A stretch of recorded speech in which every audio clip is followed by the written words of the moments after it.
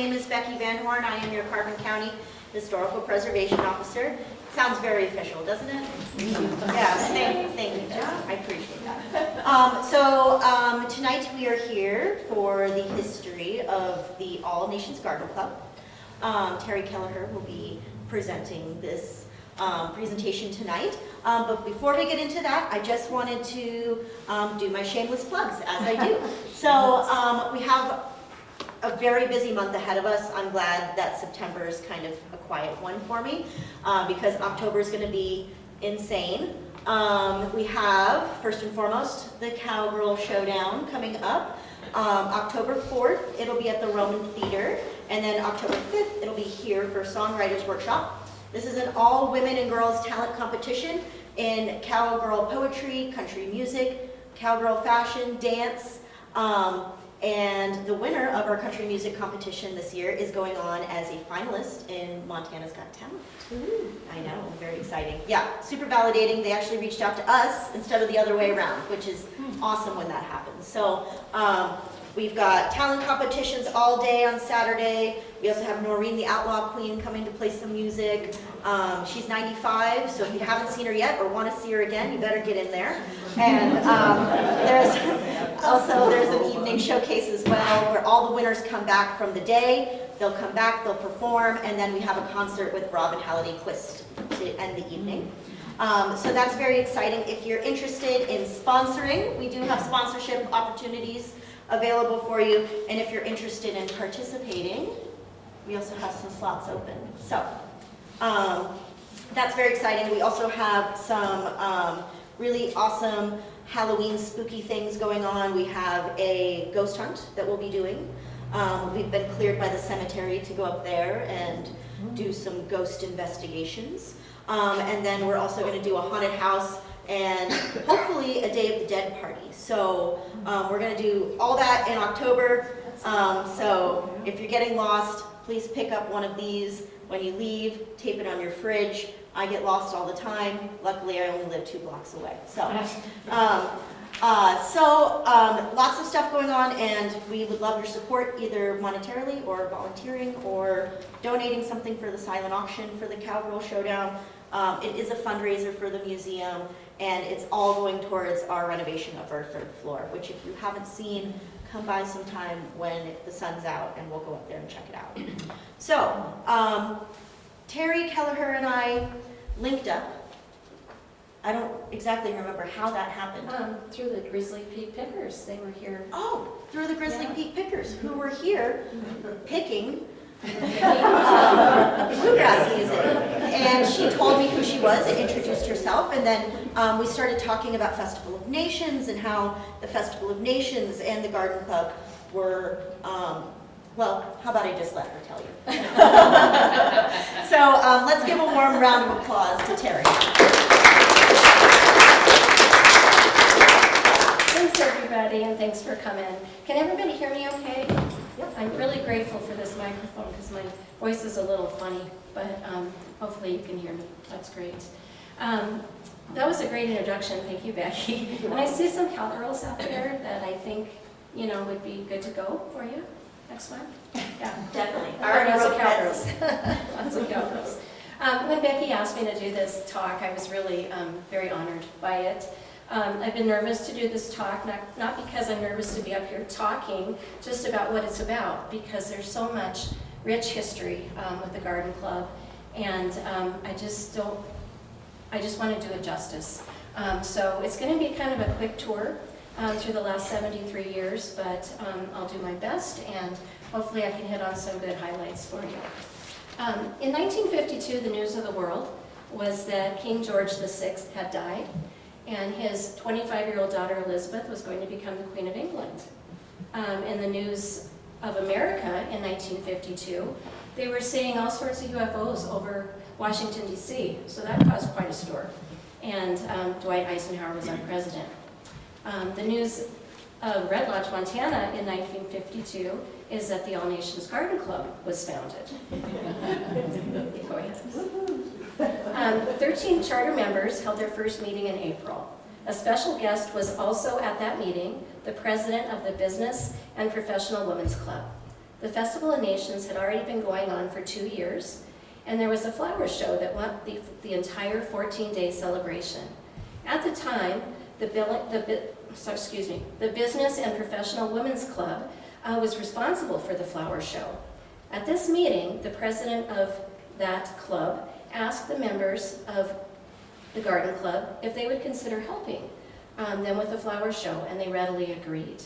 Helping to arrange the exhibits, catalog the containers, change the water, and keep the arrangements looking nice was their mission, as was judging the entries. By the next year, Business and Professional Women's Club had relinquished the whole program, the whole project, over to the Garden Club.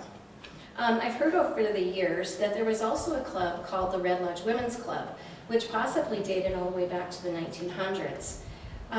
There were a lot of gardeners in that group, and it's possible that the changing of guards for the flower show had been discussed by the gardening ladies of the Red Lodge Women's Club, and this was the reason that the All Nations Garden Club was formed. The All Nations part of the club's name was definitely due to the connection with the Festival of Nations. The founders decided that dues would be 25 cents a meeting, and they would meet on the last Friday of each month every month. They planned to study flower arrangements and perhaps have an occasional speaker at the meetings. As the minutes report, quote, "The meeting was held at the home of Mrs. Grace Larkin on the lawn as it was a beautiful sunny day," end quote. Many early minutes included weather reports, such as very cold and blustery, very cool and stormy with snow, or it was a lovely day, 60 degrees. There was always food involved with the meetings, and they were always well described in the minutes. Some examples I found were delicious cherry pie and ice cream in honor of Washington's birthday, lovely, unusual fruit bread sandwiches, an assortment of delectable goodies, superb strawberry shortcake, scrumptious frozen lemon dessert, and an abundant picnic lunch featuring sausages on rye buns with sauerkraut. Galoshes? Is that galoshes? Is that how you say it? The Czech pastry? They were served often. Jell-O was extremely popular, and a lot of the meetings featured nuts, mints, candies, and coffee, along with the other fare. Sometimes the minutes simply stated that a delicious lunch or dessert was served by the hostess. Door prizes and attendance awards were fun things to end meetings with, and the Christmas meeting, and at the Christmas meeting, the gifts that were exchanged had to be handmade. The meetings always included roll call to take attendance. Rather than just answer here or present, they would be instructed how they would answer. Some of the ways they would answer were with ideas on how to increase membership, mistakes they had made in gardening, a favorite annual, perennial, shrub, tree, herbs they used the most, the name of a hedge or edging plant, best labor-saving device for the garden, their most unusual plant, or their favorite Halloween, Thanksgiving, Christmas, or Easter decoration, depending on the time of year. They were once asked to answer with their mother's maiden name. Who would have thought that would be a huge security risk today? They appointed a telephone committee to call and remind members of upcoming meetings or events. They, of course, didn't have text, email, or Facebook, so this was the best way at the time. The good news was that phone numbers at the time were not too many digits, and you can see them listed there. Attendance at the meetings were very, very important. Within the first few months, they talked about developing a charter and bylaws. They named the mountain ash as the club tree. The forget-me-not was dubbed the club flower. And they were also asked by the city to plant poppies for Veterans Day, so the poppy became the flower of Red Lodge. They were successful at having informational meetings, usually given by members. And they did it at nearly every meeting. Most around general gardening topics such as selection and planting of bulbs, care of houseplants, or soil. Some of the funnier ones that I found was atomic age gardening, radioactive isotopes and their role in changing plant appearance and production. Whatever that means. And my personal favorite was berries, mushrooms, and other wildlings for the larder. But I was pretty impressed as I read through the list of all of the programs that they did. The members were very well educated and they were very experienced gardeners, just like we have in the club today.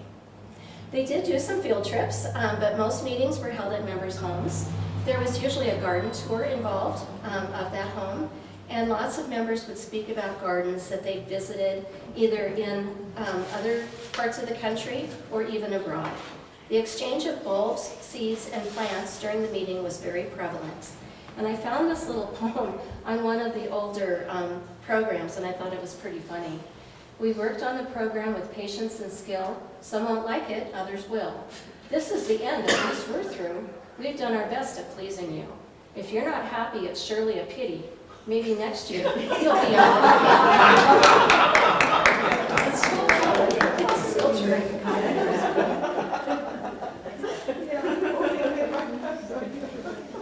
The following year, the dues went up to a whopping 50 cents per meeting. The Garden Club, along with garden clubs from Park City, Laurel, Billings, and Fromberg, plus Joliet, decided to do annual garden clinics, with one club to host per year on a rotating basis. The garden clinics have style shows, skits, and luncheons at the tune of $1.25 a plate, and educational classes. The Garden Club also joined the Montana Federation of Garden Clubs, and many members attended the state convention over the 9 years that they belonged to the group. But even after they had withdrawn from the Montana Federation of Garden Clubs, they donated $10 to help pay for the Montana float that would be in the January 1st, 1966 Rose Parade. In 1955, they had implemented an outdoor Christmas decorating contest for homes and businesses, with cash prize for the winners. In 1956, the first plant and bake sale was proposed and executed. The plant and bake sale was held every year until the late 60s. It was reestablished in 1978 as money was needed for the club's projects. It ran until 2020 when COVID hit. After taking a couple of years off, we then reestablished the sale in 2023. In the early years, annuals for the sale were ordered from the Sears and Roebuck catalog. And the Garden Club found different businesses each year that would allow the sale to take place inside or in front of the business. Today, we don't sell annuals or buy any plants. Rather, members share their perennial divisions, extra fruit, veggie, and herb plants they have grown, and house plants that they have to put in the sale. We also have great garden jumbo items each year.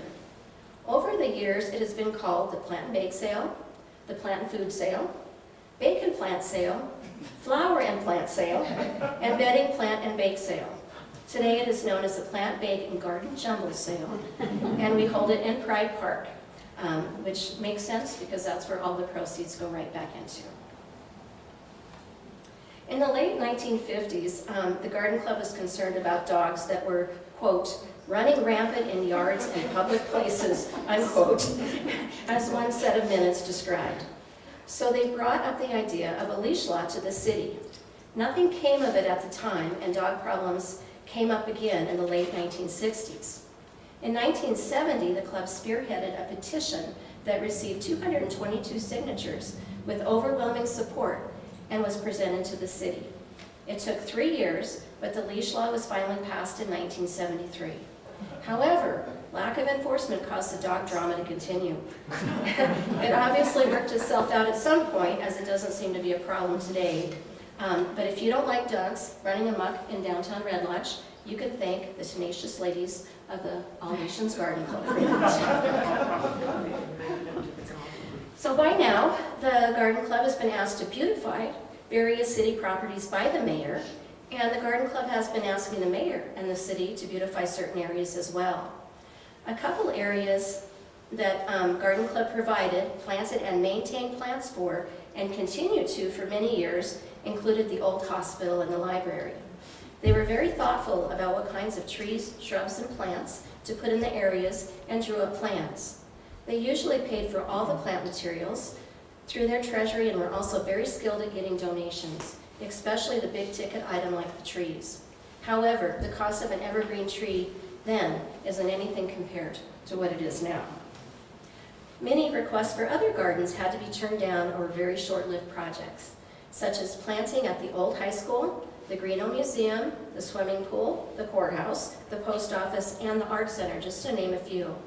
A couple big asks to the mayor from Garden Club was to improve the road between Red Lodge and Rockvale, and yes, even then, to spiff up the north end of town.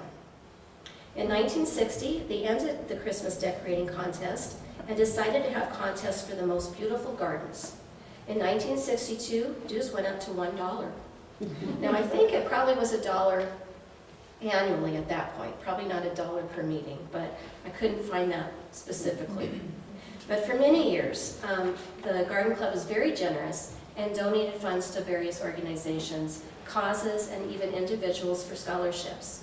By the late 1960s, they really ramped up their attempt at beautifying downtown Red Lodge, and it started out strong, but ended up hitting the skids. Through an agreement between 11 business owners and the Garden Club was to provide window boxes for the storefronts and plant them. They would provide and plant colorful annuals in the summer and evergreen boughs in the winter.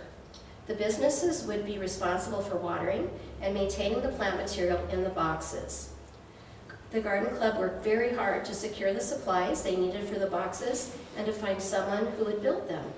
They stained the boxes and found someone to install them. They bought soil and planted petunias. They turned out beautifully, but the boxes were not cared for by the businesses, and before long the flowers died. Consequently, the boxes became litter catchers, and by the next year only 4 boxes remained, and the other 7 were completely unaccounted for. They did find a couple broken up and destroyed in the alley a little bit later, but it was kind of a mystery what happened. The Garden Club members also procured and painted 12 metal benches to be placed downtown, but the city only placed 3, and the rest went into storage. Downtown garbage cans were also highly promoted by the Garden Club, but they were continuously disappearing or being damaged. One theme I did see throughout the years, except for maybe the last decade or so, was a lot of litter and unkept vacant lots and businesses downtown, ergo the garbage can drama and the bench drama. In fact, it got a little humorous reading about it all the time. But at the same time, it was really sad because the Garden Club members worked really, really hard to get this in place, yet had a lot of resistance from the city council, business owners, and even the citizens at the time. Vandalism around town was also rampant, especially once Pride Park came on the scene, and we'll talk a little bit more about that later. So on top of all of that, remember that the Garden Club members were still fully involved in the flower show during the Festival of Nations. It was a huge amount of work, and the members had to learn a lot about flower arrangement and judging, as it was a juried flower show. Every spring, they would plant seeds to grow many of the flowers used in the arrangements for the flower show. In addition to that, again, they were always looking for a side hustle at the festival that could be a fundraiser. In the late 1960s, one of the members had an idea to make handmade, authentic costumes from various countries for small dolls, and they would sell the little dolls. A year or so later, it was decided that each doll should have one of their native flowers in their hands. So a lot of these projects were very involved. The the Garden Club brought up the idea of having a community Christmas tree. The city wanted to put it in the middle of the street at an intersection, but the Garden Club suggested the courthouse lawn or the library. And as you know, the library location won out, as it is still used today. In 1974, a big citywide beautification meeting was held. This group called themselves the Pride Group of Red Lodge and came up with the motto, "Have Pride in Red Lodge." I've also seen it written out as "Take Pride in Red Lodge," so I think they use those interchangeably. They sold "Don't Be Litterbug" stickers for 50 cents, and those stickers are about this big. They're pretty big, so maybe for your car window or something. Our Pride Park is named Pride because of this. And I also found that they had made an acronym out of the word pride: positive results in daily efforts. Meanwhile, Noreen, speaking of Noreen, the outlaw Queen Linderman, and her husband Doug owned a swinging door Hope Saloon, or the Swinging Doors nightclub, depending on who you speak to. Either way, it sounded like a pretty lively place, and one of the members told me that there was a brass spittoon that ran the full length of the bar and emptied out to the alley. So that's interesting. But unfortunately, in 1975, it burned to the ground and then became a vacant lot, which Flash used for customer parking. Across the street from there, which is now the Antique Gun Mall, was also a vacant lot at the time. And the garden club was already taking care of it. They planted trees and grass and flowers there. So then they just came across the street and started to take care of that lot too. They kept it neat and tidy and did some plantings there. The garden club floated the idea of closing the street between these two vacant lots from Broadway to the alley and having one big park. But there were too many business owners against the plan. The drugstore eventually went where the gun mall is today. A woman who was known as Red Lodge's garden and beautification promoter, or should I say queen, was Ruth Pitcher. She was involved in the pride group of Red Lodge and then also joined the garden club in the spring of 1976. Ruth then became an unstoppable force when it came to the purchase and development of that Flash's vacant lot. Several years later, the Parks and Recreation Board asked the city to sell a lot it owned on the 200 block of South Platte, which was actually the old Finnish Workers' Hall. They wanted them to use the proceeds to help the garden club purchase that vacant lot that Flash was using. The city agreed, and everyone felt that the care that the garden club had given to that vacant lot had a lot to do with their decision. They set the price of that lot, the lot that was Flash's, for $20,000. They also had stipulation that the money had to be raised in 1 year's time, and the garden club agreed with the Chamber of Commerce's request that the land would then be deeded back to the city. So it is now fall of 1984, and as you can imagine, the search for $20,000 is on. The garden club held a benefit at the Round Bar, which was dubbed a toe-tapping musical. 100 spruce trees were purchased from a place called Shamrock Acres, and it was a tree farm in Roberts. By the garden club, they bought the trees for $16 each, and they sold them for $19.95. And they sold out, may I say. They held a 2-day event that included a movie, pig roast, dancing girls, and an auction, and that one really, I'm curious about that, what they meant by dancing girls. They set up a memorial fund, had both banks and Red Lodge for donations. They set up a model of the park and what it would look like, and solicited a donation at their all-class reunion that year. They held rummage sales, recycling drives for aluminum cans, and sold ice cream. And there are more, but I won't go into it. With all of these activities, the garden club racked up a pretty good bill with the Carbon County News from all the advertising they were doing. But the Carbon County News ended up reimbursing the garden club for all of the money that they had spent that year. So with all the money that the garden club earned, there was $1,000 that came from 5 Red Lodge businessmen, and they actually used that as earnest money. $6,200 came from the sale of Finn Hall. $6,700 was from the County Park Fund, and that $20,000 was raised, and the deadline was easily met. So as promised, in February of 1985, Ruth Pitcher presented the deed of Pride Park over to the city. One of the first things that the garden club wanted to do in Pride Park was to put in a flagpole and lighting, and maybe a water fountain. But the city said it was too expensive and they would not approve it. However, somebody donated a cement table and a couple benches to the cause, and that's kind of what got Pride Park started. There were a few clashes between Flash and his new neighbors from the garden club. Flash put up a large lighted sign on the wall in Pride Park, which upset the garden club members. And Flash was upset with the garden club because people walking through Pride Park would track red dust into his store because there was red gravel in Pride Park. Pride Park was watered by hand then and for many years, and once a water leak caused water to run into Flash's basement, which probably didn't go very well for the garden club ladies. A sprinkler system was installed in the fall of 1987, but the bill, of course, was more than the estimate. Dues go up twice in the mid to late 1980s. It goes up from $1 to $3 and then $5 a year, and more fundraisers were held. Garden club members made and sold homemade candy for an event called Raisin Fest that they used to have in Red Lodge. They had white elephant and rummage sales, and they added fall plants and bake sales. Grace Maxwell joined the club, and being an expert quilter, took on the job of organizing each member to do squares for a quilt that they would create and sell raffle tickets for.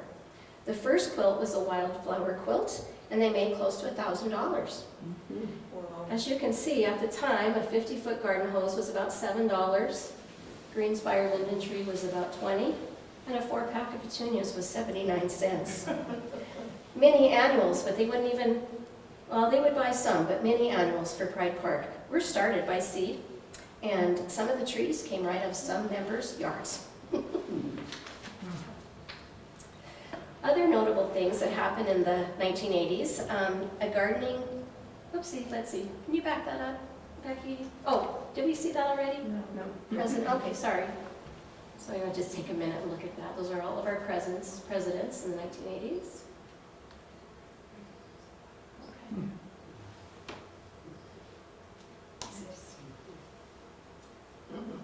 Okay. Okay, yeah, I guess we're okay, sorry. We can back up to the 80s, and we'll just sit there for a minute so you can, I'm sorry.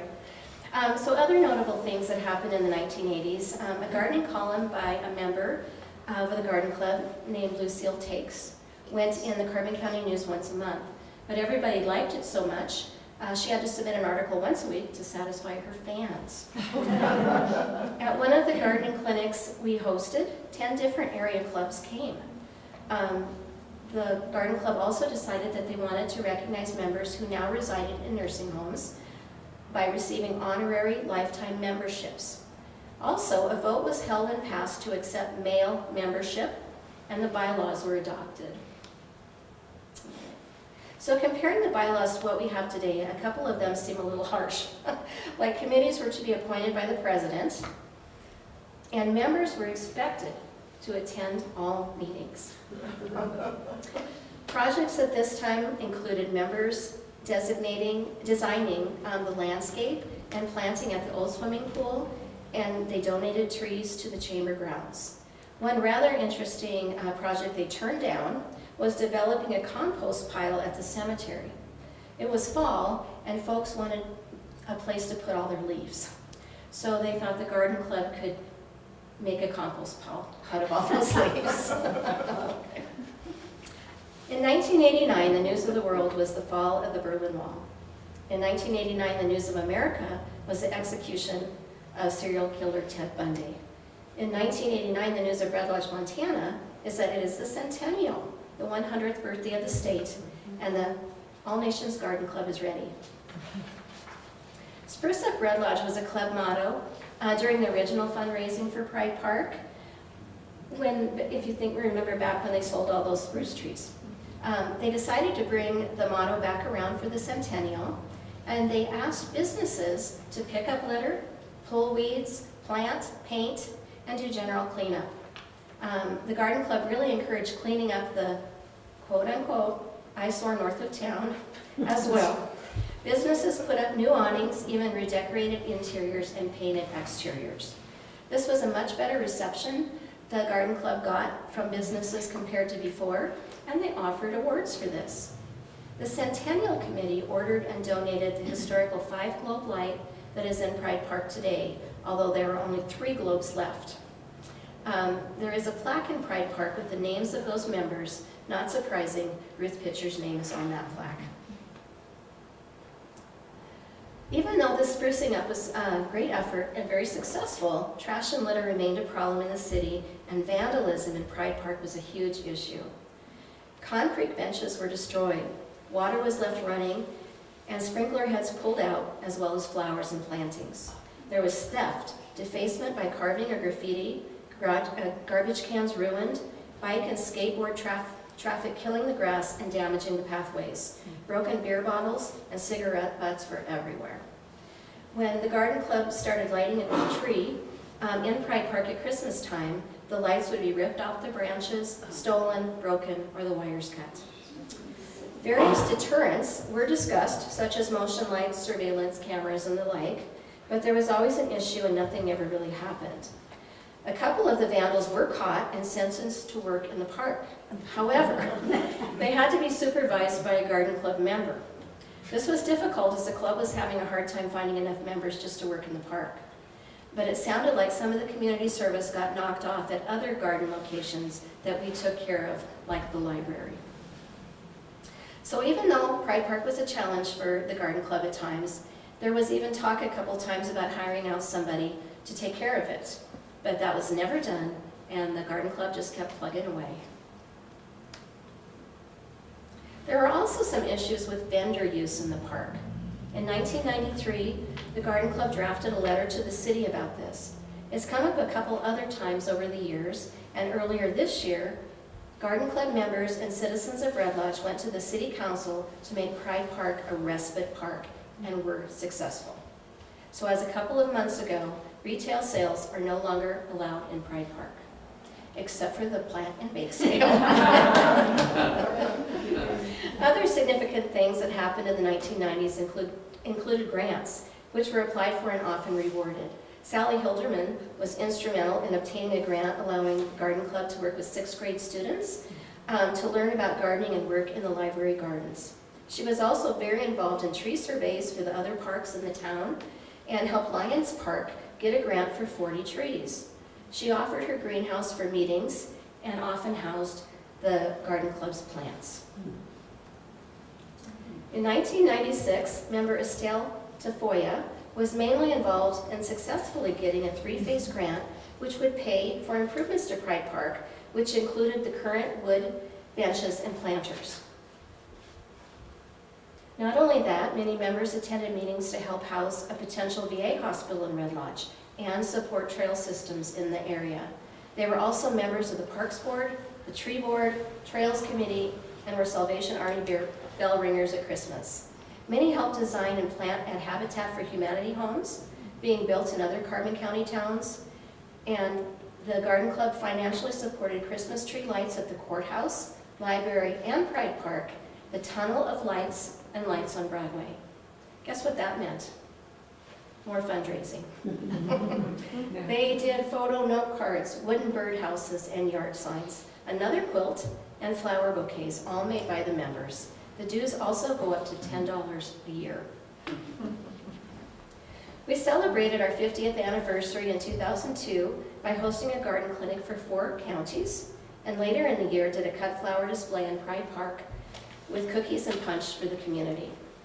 We had some touch and go moments in Pride Park again.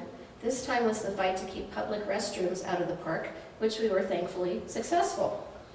Vandalism issues still continued, and we were constantly calling the police and writing letters to the city council and the newspapers. We were not able to put lights on the library Christmas tree any longer as it had just gotten too tall. So we contacted Northwest Energy, and they took on the job, to much of the relief of many of the husbands of the members that helped put lights on the Christmas trees. In the late 1980s, and as late as 2021, fairly elaborate and elegant garden tours were put on by our members. Most of them were during the Festival of Nations. By the mid-2000s, the festival has gone from being a 14-day event to 9 days to just a few days. But there is still a festival flower room, and the Garden Club is still involved.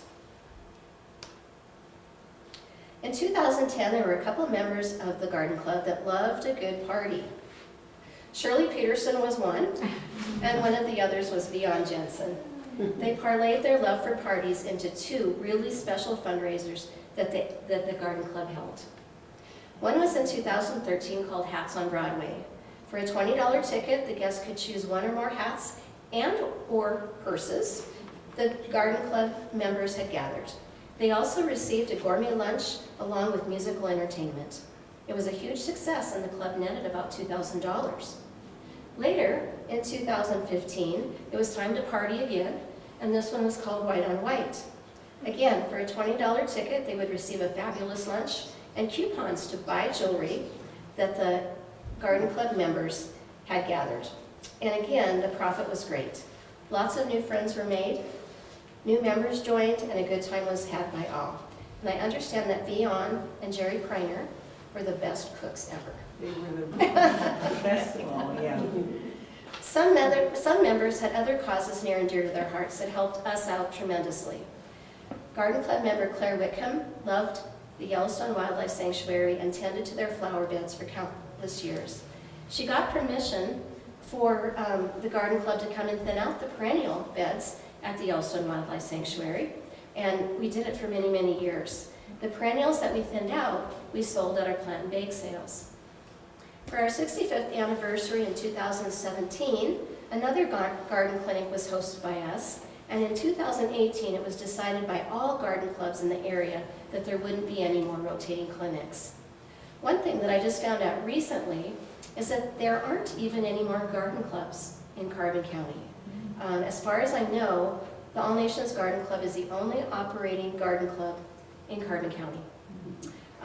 But by then, the Festival of Nations had also come to a close, so we were no longer involved in that. And vandalism had also gotten under control, and knock on wood, it has not been a problem for many years. In 2018, we broadened our world and started publicizing things on Facebook, became an annual donor for Baskets on Broadway, and decided to stop decorating the tree in Pride Park with lights, but instead we added lighted critters. COVID really cramped our style in 2020, and we had to lay low the whole year. We didn't have our first in-person meeting again until June of 2021. That fall was the first year participating in the Fun Run for Charities, as we were starting to hatch a plan to replace our old benches and planters in Pride Park. So far in 2025, the news of the world and the news of America has sometimes been tough and worrisome. But I feel that the news of Red Lodge and the Garden Club in 2025 is very optimistic and better than ever. The Garden Club still follows the strong mission and outline our founders set up for us. We have just adjusted and updated things over the years. We recently updated some bylaws, one of which was the one where members were expected to attend the meetings. We thought, quote, members are strongly encouraged to attend as many meetings as possible, end quote, was a little kinder and gentler and goes better with the world we live in today. Thankfully, the president no longer appoints our committees, as they are strictly on a volunteer basis. Today, we have these things I'd just like to touch on and kind of bring you up to date as far as where we're at. But we have a program called All the Dirt, and this is a program that we implemented last year. We, along with our partner, which is the Red Lodge Carnegie Library, provide classes, gardening classes, that are free and open to everyone. They're usually once, sometimes twice every month, except for a couple months in the summer and October through December. We find experts on various gardening topics and present the material in a timely manner. We hold them on a weekday evening at the library, and did I mention they are free and open to the public? Our last one for this year is next Wednesday at 5:30, and it's about fall planting and garden yard prep for the winter. So if you're around, you can come to that for free. Just like when the early members had a telephone committee, we have an email committee. We have 2 email lists, one for members and another for folks that may be interested in joining. And it's easy to get on the list. Here is a sign-up sheet that we have at every one of our events. Are you interested in Garden Club? We have one person in charge of all of our emails, and that works out pretty nice. We have 2 major fundraisers a year. The Plant and Bake Sale, I've kind of already mentioned, and the Fun Run for Charities, which is fairly new as well. But we've been banking the money earned from our Fun Run in a reserve account, and we'll finally be spending it soon for our new Benches and Planters project in Pride Park. Without the historians throughout the years, I would not have been able to get up here and talk to you tonight. Our archives are now here at the museum, And after many years of living in members' basements, garages, and attics, they found a good home. Probably again, the husbands are thankful for that. Some of our records are in pretty bad shape, having degraded over time, and a few of us are going to meet over the winter and find ways that we can protect our archives a little better. But this is our very, very first scrapbook. And as you can see, it's kind of falling apart, but you're welcome to come look at it. Currently, we have just over 70 members, and we'll be starting our 2026 membership drive next month. The last we talked about dues, they were $10 a year, and they stayed that way for 30 years. Just a few years ago, though, we did increase them to $20 a year, another sign of the times. However, at every monthly meeting, we also have a program that is educational and interesting, and we do 2 to 3 field trips a summer, just like they did before. The refreshments are still really good, and anyone can attend a time or two without becoming a member. So at $20 a year, I think that's still a pretty good bargain. Memorials of the Garden Club's deceased loved ones and others who wanted an individual memorialized by the Garden Club started with trees and rose bushes that were purchased and planted, usually in the areas the Garden Club tended. In fact, Pride Park had a memorial rose garden, but over the years they lost track of who the roses belonged to, and then eventually the plants died. So now instead we have a beautiful bench in Pride Park that has brass plaques of Garden Club members, their spouses, and in some cases children that have passed away, and the committee lovingly cares for the bench and orders new plaques and installs them as needed. We still accept memorial monetary donations from non-members and generally appreciate the financial support. The bench is a wonderful way that we can honor those members who have gone before us. Pride Park has seen a lot of changes over the years, and change is about to come again. We just learned that the Resort Tax Committee of Red Lodge has put some money, well, a lot of money, aside for our new benches and planter project. We also have quite a bit saved up from our fundraising. All we need to do is finalize the plans and work with Mike Maples with Public Works. He will start to line up the contractors. Mike has been a great help to us for the last year or so. He's gotten lots of things rolling for us, and we really do appreciate him. We don't know if we're going to be ready to roll this fall, but it is going to happen. It's going to happen. So we really do appreciate all the help with that. And in the meantime, the Pride Park Committee and the Pride Park Gardeners continue to make Pride Park a lovely area for respite, and it continues to be our main project. The way we publicize our meetings and events has changed with the times as well. We use Red Lodge Buzz along with a couple other Facebook pages, and sometimes we put up posters for those who don't have Facebook. We also contact the radio station, newspaper, and the Chamber of Commerce, or their calendar, excuse me. If you do have Facebook, you can join the All Nations Garden Club Facebook page as well. It is for everyone, not just members. Then of course we have the email communications for the members and interested parties.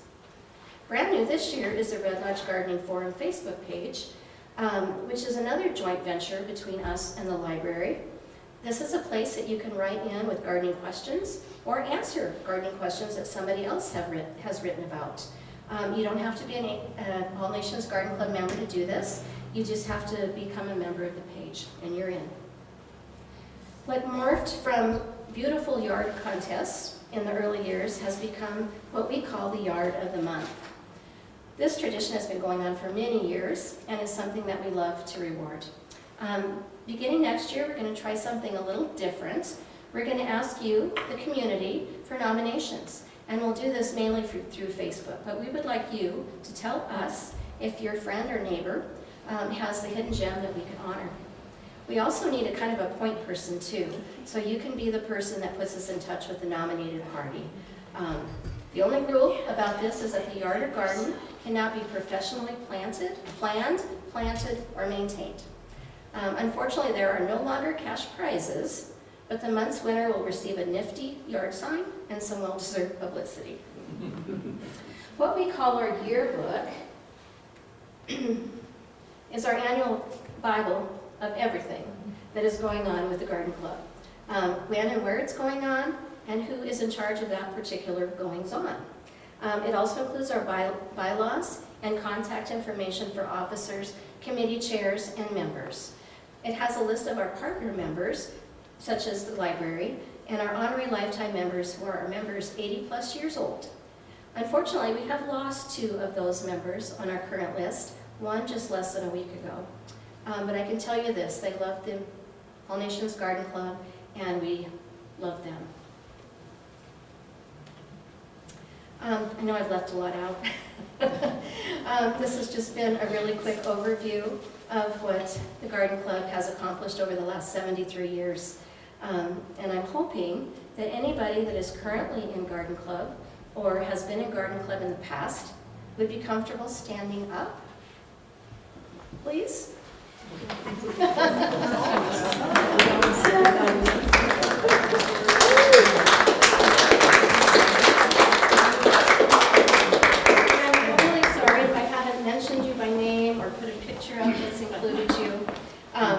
And I hope you understand.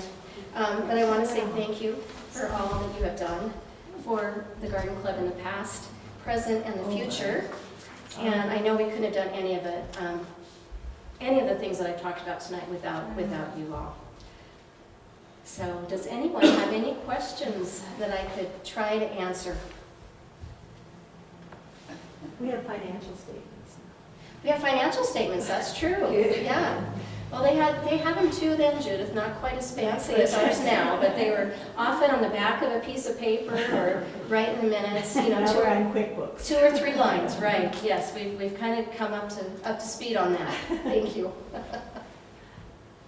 Do we have any idea where the quotes, who the owners are of those quilts that were made? You know, I do know the owner of the very first quilt, the wildflower quilt. That was won by a woman in Joliet. And there's an article, a newspaper article with her name and picture, but I don't know about the second one. Honestly, it might not have even happened. So, you know, some of the things that they talked about doing, they had a program on recycling once, and so they decided that everyone should crochet recycling bags. You know, like grocery bags. Everybody should crochet bags or embroider to make pillows for sale during the Festival of Nations. There were lots of, and it was all handmade by the members. So I don't, you know, there was mention of a second quilt, and I think it did happen, and I think they did raffle it, but I wasn't able to find where that actually ended up. Yeah. To see those. Yeah. Nobody? You were thorough. I was thorough. Fast and thorough.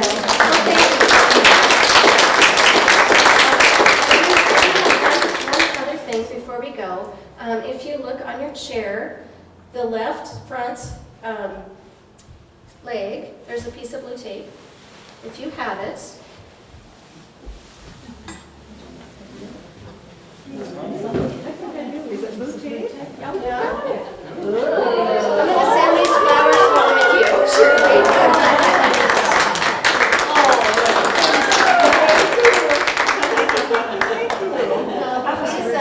I think we have time. We have a little bit of time, so please visit, share stories. So Terry, did you let them know you're a master gardener? Did I know that? No, did you let them know? I think you know. I didn't. No, I did not. She's a master gardener. Thank you. Yeah, thank you. Yeah, so I'll be doing all the dirt next week. But we do. We have master gardeners come in. We have business owners. We've had Denise Baldwin. We've had Vivian Beam is going to join us next year. We've had Shirley Badami Foy. I mean, just all sorts of people that are experts in their fields. So all the dirts are, very good. They're the class. I love to see people walk in with their notebooks. They're ready to learn, and that's what we were trying to make happen. So that was great. Yeah. Does anybody have a funny story about Garden Club? All you Garden Club members? I know Jeannie Hall, bless her heart. And there were so many pictures of Jeannie in her greenhouse. She talks about her greenhouse now. And it's, you know, it hasn't been in use for many, many years. But it was in, you know, big time use. I have a really cute picture of you and Janie and Sherry. A lot of the seedlings, that's where they were raised, to be planted in Clyde Park or at the flower show. Sally Hilderman also I had have a funny story from this year's Plant and Garden Sale. There was a little girl there that I know is quite musical, a red-haired girl in town, and she came with her siblings. Yeah, Edie. Yeah, yeah. Edie, and she looked at that lemon meringue pie, and I said, "Do you want a piece of pie?" And she says, "I don't have any money." And I said, Can't "How hear about you. how about if you sing for your piece of pie?" And she did, and we all sang along with her. So great, Edie. That was her experience with our plant and bake sale. Betsy Scanlon, she was really, Adamant. well, you were, because we got that plant and bake sale going again. I mean, and that was due to Betsy. You were big in the garden tours. You know, you loved the garden tours and you arranged those. And Betsy was also very passionate about Pride Park becoming a respite park. And that really helped us. Yes, Shirley? I can tell the story about how the Hats on Broadway Oh, happened that to was so much happen. fun. Because it's just hysterical, actually. I think many of you know Vion Jensen. Well, we were at Merv Coleman's studio listening to him do a presentation on flowers, and I was sitting in the second row, and Vion was by the back door with a member that I can't think of the name of, and she lived in the big two-story house out by you. Pearl. Pearl, thank you so much. Well, she was an absolutely lovely lady who loved hats. So she said to Vion, "I would like to give the garden club some of my hats, and you can figure out what to do with them." Vion gets up, comes up to where I'm sitting. She kneels down right in front of me, and she said, "What are you doing July 6th? Now, this is in October. What are you doing July 6th? And I, of course, was dumbfounded. But that's the way Vion always presented a new idea to me. So anyway, I said, "Well, I don't know." And she said, "Well, we're going to have a party." Well, the rest is history. And so we went to Pearl's, though, to get the hats. And she'd given a lot of them away already, and there were only like 8 hats. We needed 125. But thanks to people like Betsy, I'll bet you gathered up some of yours and others, you probably got 20, at least that many. Beyond went to a thing in Great Falls and bought some and got some at a party and this and that. I went to secondhand stores and everybody kind of gave and gave and gave, and we started giving purses also. And we had about 40 or 50 purses and about 120 hats, and we hung them from my mountain ash tree. Yeah. Oh, that's hilarious. It was fun. The very first garden club meeting I attended was at Shirley Peterson's backyard. Yeah, I'll never forget it. on Broadway. On Broadway. Yeah. Yes, yep. And my grandson did all the artwork. And everybody went home with a hat. Pardon? At least one hat. Yeah, at least one hat. Yeah. Yeah. And White on White was kind of born a little bit the same way. We just wanted to do another one, and somehow that idea came up. And again, Vion said, "We're having a party." And that one was jewelry. Yeah, that was jewelry, and that was really a fun concept. Yeah. And Janice Williams was gracious enough to use her big backyard. On white. Yeah, White on White. On white. Oh, very good. White on white. I didn't put that together. Yeah. Well, there's lots of great stories. Something I was going to say too. We have our 75th anniversary coming up, and back in 2000, this is a little booklet. It's called "Truly Tried and True Gardening Tips" from members of the All Nations Garden Club. I think this would be a fun 75th anniversary thing to, we won't get rid of any of these that are already in here, but we've got a lot of people that could add, that we update this and just add new people to this. Sure. And maybe have this at our 75th or just one of our little projects. We have to do something special, right? Yeah, 75 years, that's amazing. Well, thank you all for coming, and I hope you have a great rest of your evening. Thank you. Appreciate it.